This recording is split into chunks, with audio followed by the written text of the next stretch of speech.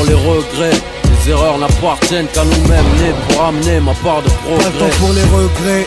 Les erreurs n'appartiennent qu'à nous-mêmes, nés pour amener ma part de progrès. C'est Jean-Pierre Sec pour Rap Elite, dédicace à Kirsch et à Karim. Pour amener ma part de progrès. Pas le temps pour les regrets. Les erreurs n'appartiennent qu'à nous-mêmes, nés pour amener ma part de progrès. On dit que la vie des jeunes de la rue est triste, mais qui tu blâmes? J'ai pas besoin de tes larmes et le drame. Ce qu'il faut, c'est déjà un classique, c'est dans le temps, et c'est la reconnaissance véritable de ce public qui va faire parce que je te parle de ça parce que dans ton talk show, on refait le rap. Ouais. Tu avais parlé de la nouvelle génération. Ouais. D'ailleurs, ça avait fait grand bruit par rapport à certaines déclarations où tu avais cité quelques noms de rappeurs. Et donc, à peu près ce que tu disais, enfin, tu le répètes. Mais est-ce que tu penses que le fait de le dire publiquement, est-ce que ça peut engendrer, on va dire, un déficit niveau commercial, mais aussi de l'image, sachant que si des mecs comme ça puissent entre guillemets juger ces artistes, est-ce que c'est pas malveillant ou... Non, c'est un moment aussi de regarder la réalité en face. Aujourd'hui, il y a une crise. On le voit qu'il y a beaucoup d'artistes et que les ventes ne suivent pas. Donc si ces ventes ne suivent pas, c'est qu'effectivement il y a un souci. Ce problème-là, pour moi, il est lié à plusieurs choses. Déjà, un, comme je disais, la qualité artistique. Deux, des vrais artistes avec des vraies personnalités. Pas juste des recettes, etc. Parce que je trouve que le problème, des fois, du rap français, c'est qu'il a peut-être un peu trop compris les règles de cette industrie. C'est-à-dire que les gens se formatent eux-mêmes, anticipent les besoins du public, etc. etc. Tu vois, des fois, tu as des mecs qui vont te dire « Ouais, je fais pas ci parce que les gens vont pas aimer ». Mais ils interprètent ça comme s'il y avait un sondage qui avait été fait, l'opinion du public rap français est de temps, donc si c'est bon, c'est bon. Mais peut-être qu'il n'y a pas un juste milieu pour réussir, finalement, pour s'imposer. Après, je pense que c'est tout simplement d'être sincère dans sa musique. C'est-à-dire que y a des gens qui ont comme truc de formater leur musique. Et c'est pas un problème à partir du moment où c'est bien fait. Mais le truc, c'est qu'il y a trop de gens qui s'aventurent là-dedans, qui savent pas le faire et qui essaient de le faire par défaut. C'est dommage. Et puis surtout, il y a de trop grands compromis artistiques. Dans le sens où, je vais faire ça parce que c'est la tendance, je vais faire ça parce que le public aime ça, etc. Et en fait, ce qu'il faut, c'est être beaucoup plus exigeant. Beaucoup plus exigeant. Faire des vrais morceaux, par exemple. Je trouve que c'est dommage parce que, comme je disais déjà dans l'émission, mais t'as l'impression que les titres aujourd'hui, ce sont des grands hamburgers avec que des étages de punchline, tu vois. Et il n'y a plus la notion de morceaux, de titres, que ce soit ou pour raconter des choses, ou pour faire passer une vibe, ou pour, tu vois, ou juste un délire. D'ailleurs, on parle parfois d'une perte de revendication, d'un niveau d'écriture qui est en baisse. Qu'est-ce que t'en penses, toi ? Ouais, malheureusement, c'est... Après, il y a des mecs qui kickent aussi, hein. Il y a des mecs qui rappent bien, qui écrivent des vrais trucs et tout ça. Il y en a plein d'ailleurs même, tu vois, il n'y en a pas que quelques-uns. Mais c'est comme s'il y avait un manque d'exigence. Mais tu parlais d'entourage tout à l'heure. C'est vrai que il y a peut-être une désaffection de labels indépendants. Et quand je parle de labels indépendants, c'est vraiment de producteurs qui vont s'intéresser à des artistes, qui vont travailler, qui vont les accompagner, qui vont les amener au plus haut, quoi, tu vois. Une époque où il y en avait pas mal, les labels, les artistes ils étaient quand même encadrés. Et donc, ça crée une émulation. Le fait qu'avant, aujourd'hui, c'est vrai qu'il y a plus de rappeurs solo, d'équipes, tu vois, de petites équipes comme ça, à droite, à gauche et tout. Avant, tu avais vraiment des grosses teams et tout. Donc, même en interne, ça créait une compétition saine où les gens, ils étaient obligés de donner le meilleur, tu vois. Et c'est pareil, tu vois, on a l'impression que ce mouvement, il s'est dilué, tu vois. Et alors, quand tu avais des gros freestyles, des gros trucs, tu étais obligé, tu avais une énergie où tu étais obligé de donner le meilleur, tu vois. En gros, voilà, je pense que cette exigence, elle est peut-être moindre, et c'est lié à plusieurs paramètres, comme la désaffection des labels indépendants, le fait qu'il y ait peut-être de moins en moins de compétition en interne, la facilité, et puis voilà, une tendance qui veut que le débit de rap soit plus simple, entre guillemets. Comment t'expliques le fait qu'il y ait de moins de labels indépendants ? Parce que, en fait, dans la façon dont est faite cette industrie, dès que ça commence à marcher pour un artiste, c'est tout de suite récupéré au détriment du label. Donc déjà, ça fragilise les labels indépendants. Ça les démoralise aussi parce que tu as beaucoup de producteurs qui se disent si c'est ça, à quoi ça me sert de produire si c'est à la fin pour me faire arracher mon artiste de cette manière-là. Et puis tout simplement la crise aussi, tu vois, parce que les ventes ne suivent tellement pas qu'au bout d'un moment. Investir dedans, c'est pas forcément très intéressant. Voilà, c'est ça. Par rapport à ton retour sur investissement, c'est Ouais. ça. D'accord. Tu nous parlais de tendance il y a 2 minutes. Mhm. Qu'est-ce que tu écoutes toi en ce moment? En rap français, tu veux dire? Ouais. J'écoute plein de trucs. J'aime bien ce que fait Jarod. Je suis beaucoup Jarod, tu vois. J'aime bien ce que fait, comment dirais-je, A2H. Je trouve que lui, il est très fort aussi. Je trouve que c'est dommage qu'un mec comme Lefa, il ait arrêté, parce qu'il était vraiment costaud, tu vois, dans toute cette histoire. Voilà, j'aime bien ce que fait Lacrim aussi. Je trouve que le mec, il est bon. Il a un bon délire. Voilà, il y a plein de gens... Mais de toute façon, globalement, moi, j'écoute tout. Hein. Je regarde tout, j'écoute tout, je me tiens informé, ça m'intéresse, tu vois. Ça reste quand même ma musique de prédilection. Et qu'est-ce que tu penses de cette tendance trap? Cette tendance rap, c'est bien quand c'est bien fait, mais c'est comme tout, tu vois. Il y en a très peu qui peuvent se targuer de maîtriser cet art-là. Et après, si c'est un prétexte pour aller à la simplicité au niveau du rap, ça, c'est dommage. C'est dommage. Je trouve que, voilà, quand t'es un rookie... en fait, je trouve que le souci, c'est qu'il y a des rookies qui se comportent comme s'ils étaient déjà arrivés. Quand t'es un rookie, il faut prouver. Il faut prouver par plein de choses. Et donc, ce manque de variété au niveau du rap, bah, ça porte préjudice à l'ensemble, tu vois. C'est-à-dire que le fait de rapper sur des instrus trap, ou en gros tu fais de la drill, etc., pour un rookie, ça veut pas forcément dire que t'as fait tes preuves. C'est un peu trop facile selon toi. Bah ouais, ça suffit. C'est insuffisant en tout cas. C'est insuffisant. C'est pas là-dessus que tu peux considérer que tout. Puis en plus, tout le monde le fait. Comme tu le dis, c'est la tendance. Tout le monde part là-dedans. Donc après, quand tout le monde fait la même chose, c'est compliqué pour le public de s'y retrouver et de savoir quel est différencier le bon grain de livret, comme on dit, tu vois. Tout le monde fait la même chose, c'est le même genre de rap. Mais quand tu vois, par exemple, tu prends un artiste de référence et que celui-ci marche, c'est un peu logique que les gens vont essayer de suivre cette tendance, tu trouves pas? Ou il faut vraiment être à l'ouest et essayer de faire son univers, son délire, amener quelque chose d'autre? Non, parce qu'il faut être justement, il faut être différent. Si les leaders font une chose, la facilité voudrait que tout le monde suive. Mais si vous suivez, vous ne pouvez pas battre le leader, par définition. Peut-être que l'objectif n'est pas de battre le leader, mais de faire du buzz et de sortir de l'anonymat. Bah si, le but du jeu, c'est de battre le leader. Bah à la base, un rookie, quand il voit qu'un leader il fait un truc qui marche, dans sa tête, je pense pas que l'idée c'est de terrasser le leader dans un premier temps. C'est d'abord de faire son buzz, de surfer sur la vague pour pouvoir sortir de l'anonymat. Ouais, et pour sortir de l'anonymat, le mieux... Enfin, après, je sais pas, hein, chacun voit un peu midi à sa porte. Moi, je trouve que de rentrer, de suivre la tendance, comment sortir de l'anonymat en suivant la tendance? C'est plutôt ça la problématique selon toi, quoi. Bah ouais. Je pense que... après, ça dépend. Si c'est une vraie démarche artistique, et que c'est bien fait, et que, voilà, et que ça apporte quelque chose de différent, etc., ok, tu vois. Mais si c'est juste une copie conforme, juste une reproduction à l'identique d'un truc qui existe et qui est totalement vide de sens, le public, il s'y trompe pas, en fait. Ça va pas aller bien loin, quoi. Non. C'est pour ça que je parlais d'exigence artistique. Qu'est-ce qui empêche les producteurs et les rappeurs d'essayer à chaque fois de créer des choses nouvelles et d'apporter des choses nouvelles?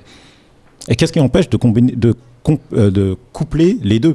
De dire je fais de la trap musique, mais en même temps je vais proposer d'autres choses et tout ça, et d'élever le niveau du game en général, tu vois, que ce soit en termes d'écriture, de flow, etc. D'ailleurs, il y a 2 minutes, tu parlais de le public ne s'y trompe pas. Et parfois, quand il y a des buzz, c'est que le public a suivi l'artiste, ou du moins a porté un intérêt, de la curiosité à son œuvre. Selon toi, est-ce que les buzz, ils sont forcément à suivre? Est-ce qu'il y a des mauvais buzz? Tout dépend de l'artiste. Hein. T'as des exemples concrets pour qu'on puisse... Là, j'ai pas forcément d'exemple, mais est-ce que toi, t'as déjà vu, sans forcément citer de nom, tu vois, des mauvais buzz, des mecs qui ont réussi, qui ont fait leurs millions de vues, qui ont peut-être signé ou pas, etc. Mais en fait, toi, tu sais qu'au niveau artistique, ça vole pas très haut. Mais le public a suivi. Ah ouais, bien sûr. Ça a toujours existé, hein, de toute façon. Hein. Au-delà, même avant même Internet, etc., tu vois. Donc, des phénomènes... Qui passent entre les gouttes. Voilà, qui cartonnent, etc.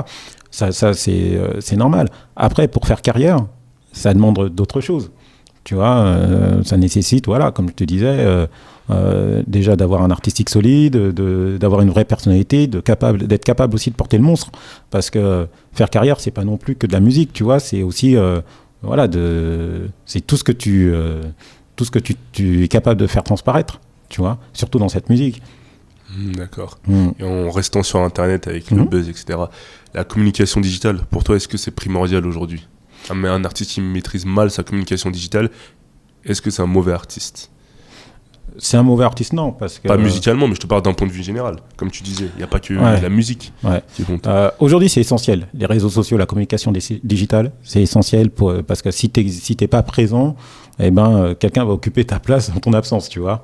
Ou voire même, il y a des comptes parodiques qui se montent ou des choses comme ça. Mais si t'es présent, mais tu communiques mal. Ouais, ça te porte préjudice. Mais après, tout dépend, tu vois. Il y a des groupes aujourd'hui, ils sont pas spécialement présents sur les réseaux sociaux, mais ils tournent de malades. Et moi, je trouve que tourner, c'est mieux que d'être présent sur les réseaux sociaux, par exemple. Faire du terrain, quoi.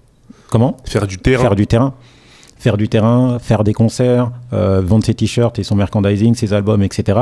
Quand tu vois que tu as des groupes qui sont pas spécialement connus, qui arrivent à faire des 30, 40 dates, etc., tu vois, qui arrivent à toujours tourner, qui arrivent à sortir des projets, et leur objectif, c'est pas spécialement de vendre, mais à chaque fois d'accumuler les dates et tout, ça c'est porteur. Parce que le but d'une présence sur les réseaux sociaux, c'est d'acquérir de la notoriété, mais derrière pour vendre. Mais si l'objectif de vendre n'est pas atteint, au final, on parlait des millions de vues qui ont été faits et qui ne se suivent pas par des ventes, autant se concentrer directement sur l'essentiel qui est de tourner. C'est-à-dire que les réseaux sociaux, c'est bien beau, mais si ça ne fait pas vendre derrière, c'est pas que ça sert à rien, mais ça remplit pas son objectif exactement. D'accord. Ça fait que de la notoriété. Et puis en plus, le problème des réseaux sociaux aussi, c'est que tu sais, y a beaucoup d'artistes, ils ont le retour de leur musique par rapport à ça. Par rapport à Twitter, Facebook et tout. Et par rapport aux commentaires qui vont être donnés. Sauf que c'est pareil. Ça, ce sont des retours qui sont biaisés. Parce que ce sont ou des fans, et donc qui vont te dire que tout est mortel, ou des haters, qui vont te dire que c'est de la merde, tu vois. Ouais, l'interaction, elle est faussée, l'interaction. Alors, voilà, face à face, dans les salles de concert, sur le terrain, tu penses que c'est plus... C'est plus parlant. Parce que déjà, c'est simple, hein, tu remplis des salles de concert, ça signifie quelque chose. Ou tu ne remplis pas des salles de concert, ça signifie quelque chose aussi, tu vois. Et la sanction, elle est immédiate, quoi, tu vois. Et puis pareil, quand tu fais un bon show, quand tu fais un mauvais show, etc. Puis il y a un autre truc, c'est que nous, dans le rap, on a fini par accepter que pour signer en maison de disque, il faille avoir un compte YouTube où tu as fait des millions de vues. T'as fait un album, t'as vendu tant. T'as fait ceci, t'as vendu tant. Faut savoir que ça se passe pas tout le temps comme ça. Nous, on croit que pour tous les artistes, c'est comme ça. Mais par exemple, t'es un artiste qui appartient à un autre genre musical. On va d'abord écouter tes maquettes. Et si tes maquettes plaisent, on va aller te voir en concert. Et ça peut déclencher une signature, tu vois. On a fini par accepter de se mettre la pression tout seul, alors qu'à la base, c'est pas une condition sine qua non, tu vois. Donc ouais, moi je trouve que par exemple, je pense à un groupe comme La Rumeur. C'est des mecs on les voit peut-être pas à fond sur les réseaux sociaux, mais ils tournent de dingue, tu vois. Youssoupha, il tourne de malade. Même de la nouvelle génération, tu vois. T'as des mecs comme Giorgio ou d'autres. Ils font pas forcément de bruit, on les voit pas forcément comme ça, mais c'est des mecs qui font des dates, tu vois. Et ça, c'est puissant parce que ça veut dire qu'il y a un public, il y a des gens qui sont prêts à acheter et c'est fort. D'accord. Et toi, qu'est-ce que tu fais aujourd'hui ? Aujourd'hui, moi, je me suis tourné plus vers l'audiovisuel. Donc, je développe des projets tels le talk show On refait le rap, donc avec Mouloud, Cachin, Isher. Là, je développe une fiction avec Oxmo qui s'appelle Push Fiction, dans lequel on intègre aussi de la musique. Là, on est en train de relancer aussi Hip Hop Stories avec Driver, où il raconte l'histoire du rap français et américain, d'ailleurs, de l'ancienne et de la nouvelle génération. Et après, on développe un projet aussi avec Leaf, Nubi et Mousse, qui est un truc qui s'appelle Le Mirage, qui est une fiction dans lequel il y a de la musique. Et voilà, et puis après, tout ça, ce sera à travers un site qui s'appelle orlr.fr, donc on refait le rap.fr. Et voilà. Ce site sera en ligne quand, à peu près ? Fin novembre. Et toi, ça t'a jamais traversé l'esprit de créer un média alternatif ? Une radio ou une télé ? Une radio, une télé, un site internet, quelque chose, quoi.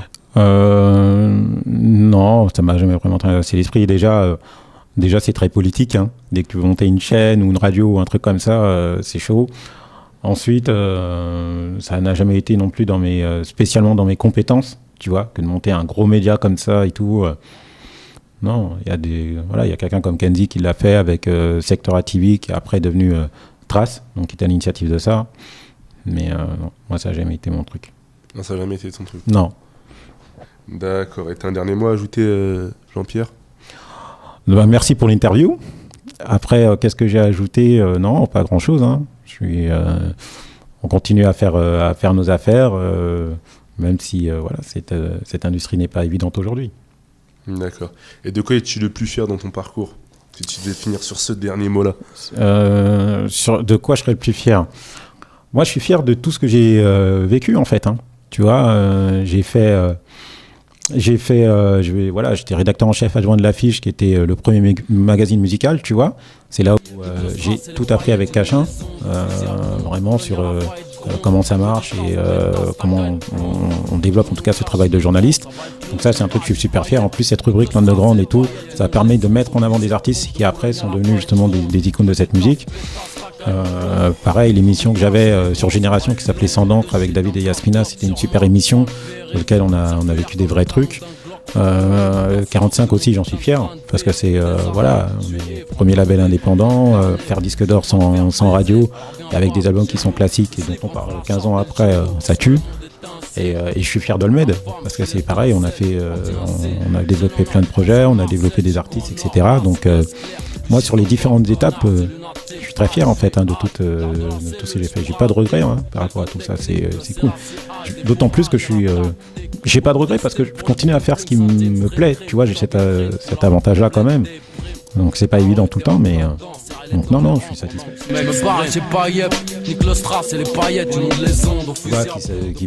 On sort d'un disque d'or avec Lunatic, on sait que le titre il va être fort, il est sur un album important de Rof, c'est en major, on propose 500 €. Donc, et donc